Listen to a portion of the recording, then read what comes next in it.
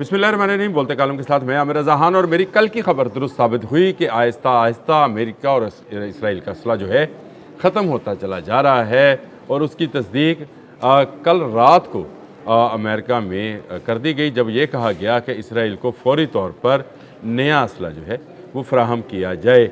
जी हाँ, आज ये स्टोरी है 151.8 मिलियन डॉलर का नया असला जो है इसराइल को हंगामी तौर पर दिया जाएगा और इसके लिए सेनेट की मंजूरी भी नहीं ली जाएगी।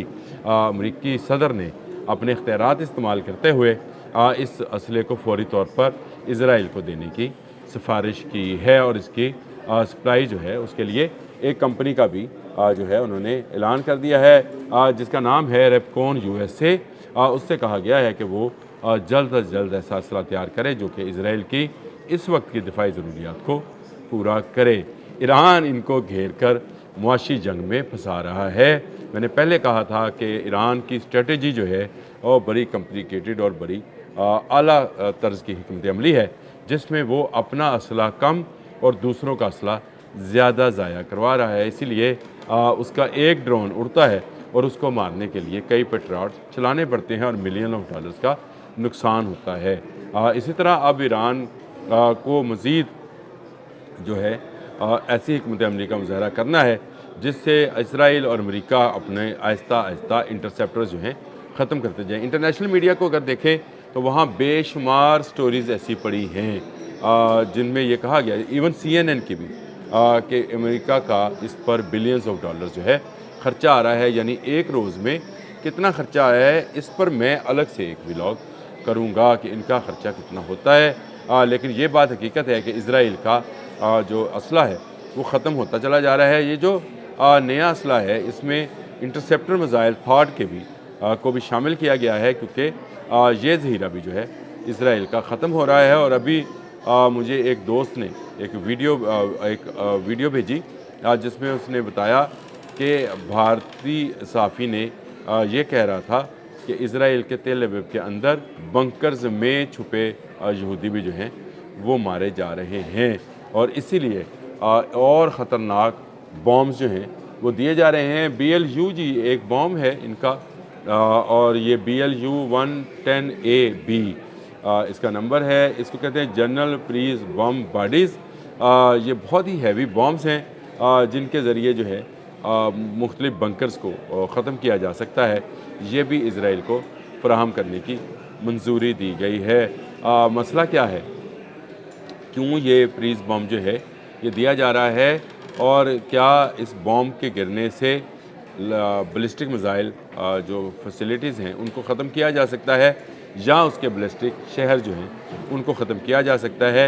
ये वो सवाल है जिसको जो है हल करना इनके लिए मुश्किल हुआ चला जा रहा है। और ये नया से नया बम भी जो है इस्तेमाल करेंगे। इससे पहले इन्होंने GBU जो ग्रेट बम ऑफ USA जो था 57 उसको इस्तेमाल किया था B2 के ज़रिए, लेकिन ना बैलिस्टिक मिसाइल्स के किसी शहर को जो अंडरग्राउंड शहर हैं उनको ख़त्म कर सके और ना ही ये उस तक पहुंच सके हैं। ये बड़ी अजीब सी बात है कि अमेरिका जो है, अमेरिका और इसराइल जो कि इस नीयत से आए थे कि चंद रोज़ में वो ईरान को जो है घुटने टेकने पर मजबूर कर देंगे, आज के दिन तक एक शख्स को भी ईरान के अंदर से ईरान की मौजूदा रजीम के ख़िलाफ़ निकालने में कामयाब नहीं हुए हैं। कभी कुर्दों के पास जाते हैं, कभी ईरानी कुर्दों के पास जाते हैं, कभी अरब ममालिक के पास जाते हैं, कभी तुर्किया के पास जाते हैं कि हमारी मदद करो, लेकिन कोई इनकी मदद करने को तैयार नहीं है। इसराइल आहिस्ता आहिस्ता उस दलदल में धंसता चला जा रहा है जिसमें वो समझ रहा था कि शायद ईरान धंस जाएगा। कितने बम गिराओगे, ईरानी हौसले को तोड़ नहीं पाओगे। ये इस वक्त ईरान का नारा है। वहाँ का बच्चा बच्चा जान देने को तैयार है। 6,10,000 पासदारान इनकलाब जो हैं और उनके साथ कुछ 3.5 लाख बसीज जो हैं, यानी तकरीबन 9 लाख से ज़्यादा लोग जो हैं इस वक्त 9,60,000 के करीब लोग जो हैं सर पर कफन बांधे हुए हैं। और ये वो लोग हैं जो इस बात का इंतज़ार कर रहे हैं कि ज़मीनी फ़ोर्स अमेरिका और इसराइल उतारे यहूदी, क्योंकि एक बाय नेचर एक डरपोक कौम है। हाँ, कारोबारी ज़रूर है लेकिन डरपोक कौम है। वो तो शायद ये हौसला ना करे, लेकिन अमेरिकी सदर को इस बात पर उभार रही है कि आप अपनी फ़ौजें जो हैं वो ईरान के अंदर उतारें। जिस तरह तुमने वियतनाम और अफ़गानिस्तान में उतारी थी और जिस तरह तुम वहाँ से भागे थे, वो कोई पुरानी बात नहीं है। अगर आप 2021 का मंजरनामा देखें, जब अमेरिकी फ़ौजें वहाँ से भाग रही थी, तो अफ़गान अवाम जो है इनके जहाज़ों, हेलीकॉप्टर्स, कंप्यूटर्स पर कब्ज़ा कर रही थी और ये इनके फ़ौजी अपनी ही गाड़ियों को तोड़ रहे थे। वो मैंने वीडियो देखी तो मुझे बड़ी हैरत हुई कि अमेरिकन जो थे वो किस तरह से जल्दबाजी में शीशे तोड़ रहे थे, लाइटिंग तोड़ रहे थे कि ताकि ये गाड़ियाँ, ये हेलीकॉप्टर्स और ये चीज़ें जो हैं काबिल इस्तेमाल ना रहें। इसके बाद अब इनकी ईरान से भागने की जो बारी है। ईरान इनको एक लंबी जंग में धकेल कर ले आया है। आज 8वां रोज़ है और 8वें रोज़ में ही चीख निकल गई है कि इज़राइल के पास वेपन ख़त्म हो गए हैं। आपने ईरान से ये बात सुनी है कि उसके पास वेपन्स ख़त्म हो गए हैं। वो हर रोज़ एक नया हमला जो है तेले पर करता है और जहाँ जहाँ चाहता है वहाँ वहाँ पर हमले कर रहा है। अभी ताज़ा तरीन इतलात के मुताबिक उसने कुवैत में फिर दोबारा हमला किया है। इराक़ में एक अमरीकी एयरबेस पर हमला हुआ है। इसी तरह दुबई में एक हमला हुआ है। इराक़ में ही अमरीकी सफारती जो है उस पर भी हमला किया गया है। तो ये आपको कतर की फ़िज़ाई हदूद मदूद प्रांत के जुज़वी तौर पर दोबारा खोलने की जो है इजाज़त है, फ़ैसला है, ये मैं दे रहा हूँ आपको। बगदाद एयरपोर्ट पर ड्रोन हमला, हदफ अमरीकी फ़ौजी अड्डा और एक सफारती फैसिलिटी है, यानी वहाँ पर भी सफारत खाने पर हमला हुआ है। दुबई में एक हमले को नाकाम बनाने के नतीजे में मलबा गिरने का वाक़या, यानी वहाँ पर भी हमला किया गया है। और इसके बाद ये ख़बर है जो कि चंद घंटे पहले, 1 घंटे पहले की तकरीबन, इस वक्त जब मैं आपसे बात कर रहा हूँ और आप तक ये वीडियो पहुँचेगी तो चंद घंटे गुजर गए होंगे। अमेरिका जो है इज़राइल को असला फ़रोख्त करने के हवाले से उसने कर ली है। लेकिन अगर कोई टस से मस नहीं हुआ, इतने बॉम्ब, इतने मिज़ाइल, इतनी ताकत का गरूर और इब्राहिम लिंकन जैसे जहाज़ों का गरूर जो है अगर किसी मुल्क ने तोड़ा है तो वो ईरान है।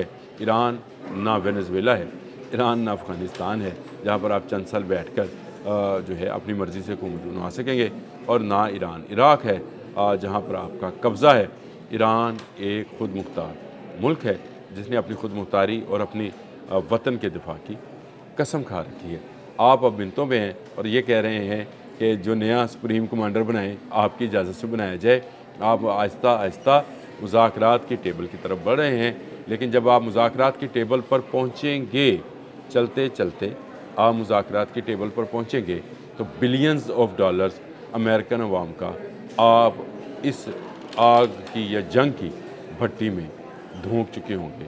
और इसके साथ साथ सिर्फ आप नहीं, आपका साथी इज़राइल भी अपना लाखों डॉलर जो है, लाखों डॉलर कहता हूँ, लाखों मिलियन डॉलर्स कहना चाहिए, जो है इस जंग में ज़ाया कर चुका होगा। और अगर कुछ हाथ नहीं आएगा तो वो ईरान है, ईरान की मौजूदा रजीम है जो इनके हाथ आने वाली नहीं है। अब तक के लिए इतना ही। अल्लाह हाफ़िज़।